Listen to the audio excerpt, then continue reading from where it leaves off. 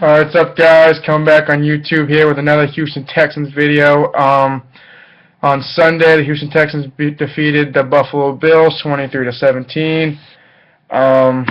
This video pretty much will be a recap of the game on Sunday, and then this week coming up against the Cowboys, which is going to be a big game. Talk a little bit about that, and then this week I'll definitely get a preview video out for the Cowboys. Last couple weeks with school and stuff, I haven't had enough time to get on here and get a couple videos up for pre-game thoughts, but I definitely will this week since we're playing the Cowboys.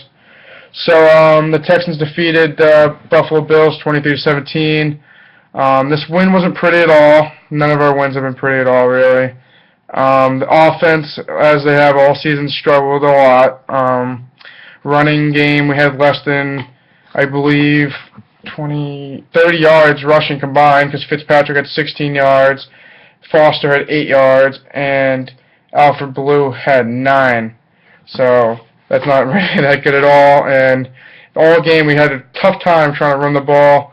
And I feel like maybe it's time to see maybe, I don't know why he's not starting in the first place, but why not see Fulu maybe come in and play guard, even left or right guard, because I feel like Ben Jones and Brandon Brooks hasn't really played that good this whole season. So if anything, get rid of Brandon Brooks first, and then see if Fulu can play over there. And then if he can, then just keep him there. And then we just have him and Derek Newton on the right side, which is still not that good, but I don't know, this line needs something. It's been pretty bad this whole season, and teams that are just going to stuff the box with 8 defenders and then make Fitzy beat them. And last game we did win, but he didn't really beat them too bad. He threw 2 picks. One of them wasn't really his fault. The pass to DeAndre Hopkins, I think it was Lewis McKelvin. He made a wicked nice play on the ball. Give him all that. That was all theirs. I'm not going to blame that one on Fitzy too much. Second one was kind of a careless throw, right out of half, threw it, tipped it up, and he caught it intercepted. But besides that, the receivers have looked good this week. They didn't really drop too many balls. Andre Johnson and DeAndre Hopkins had another good game. Foster had a couple catches. Demarius Johnson, I think he had a catch or two. I think he had a double reverse, actually, and that was a pretty good run. Well, you just need to get this running game going.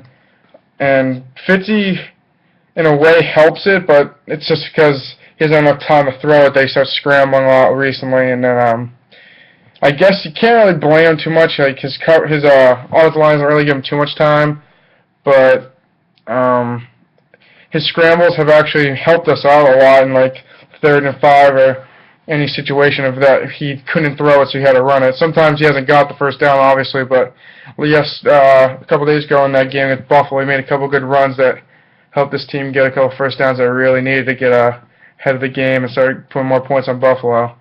So that's my thoughts on the offense. It's still struggling, obviously. Hopefully against the Cowboys we can start running the ball, because their D-line isn't as good as it was last year. They don't have Hatcher or DeMarcus Ware.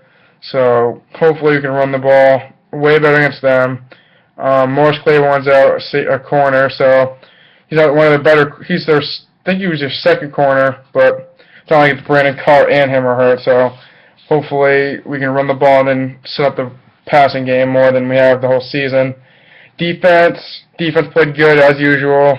Even against the Giants, they did have a good game. They were just on the field the whole game because they kept throwing picks in their own zone, so they kept scoring on us. Can't really blame the defense on that.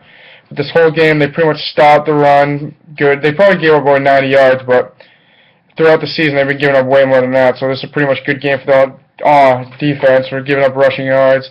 A.J. Manuel didn't really have that good of a game passing. They had pressure on him all game from Watt, pretty much. No Jared Cook had a sack. Brooks Reed and Whitney Merciless, I don't really know if they probably had a couple tackles on them, but nothing too big.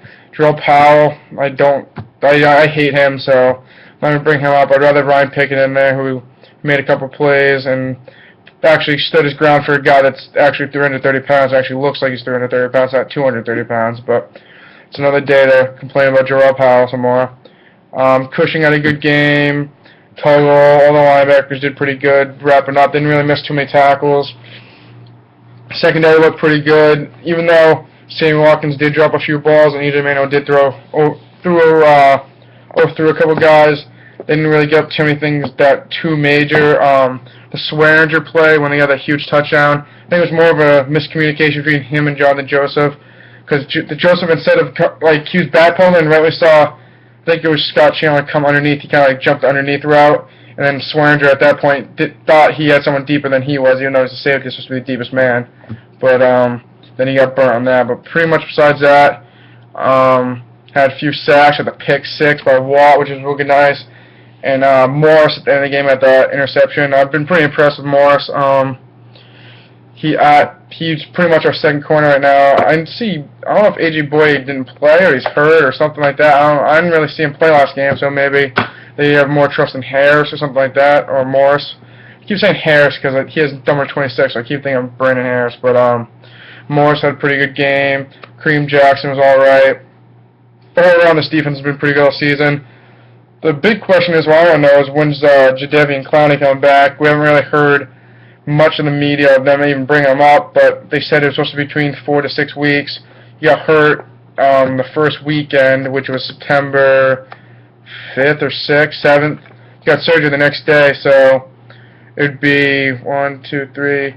This week coming up would be the 4th week, so I don't know what they're going to do with him, if he's going to play, maybe to wait another week, because our bye week's not till, I don't think our bye week's till November, so then it wouldn't matter when he came back. It wouldn't matter like they can wait till the bye, because it's not like he can sit and wait if we're not going to be able to, he's not going to sit him just because the bye's not coming up. But I think, I'll check right now, I think the bye's in November.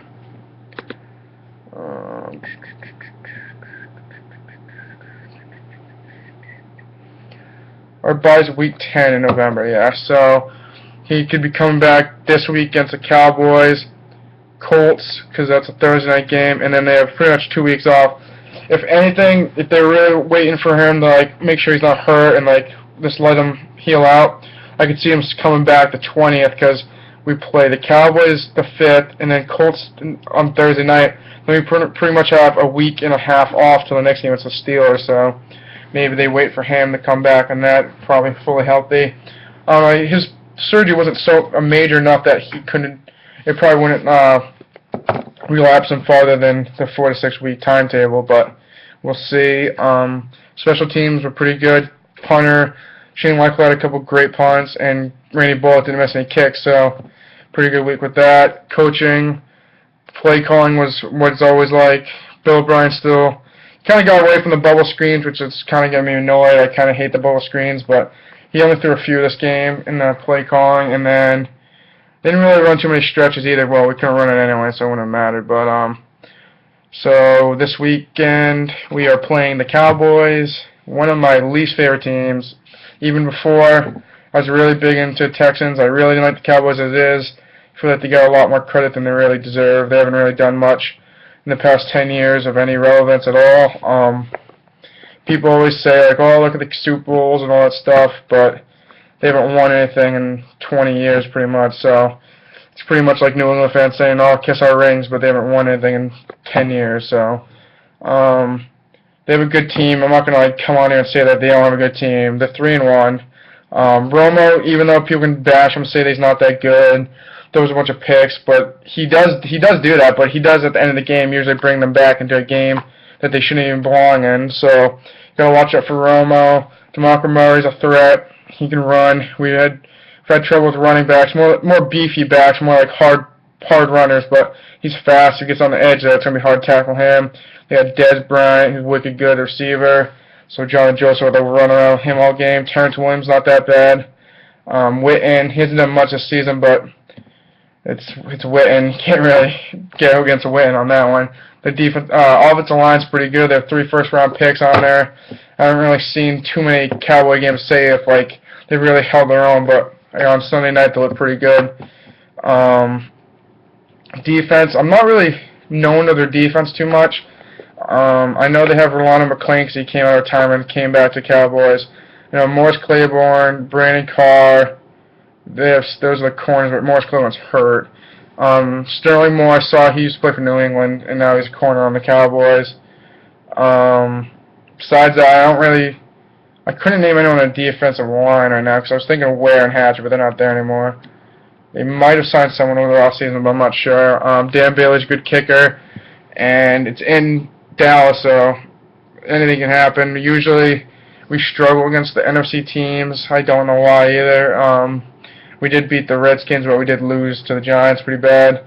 So hopefully we can come up to Dallas, win 4-1, go Thursday night, play home, I believe, against Indianapolis on Thursday night.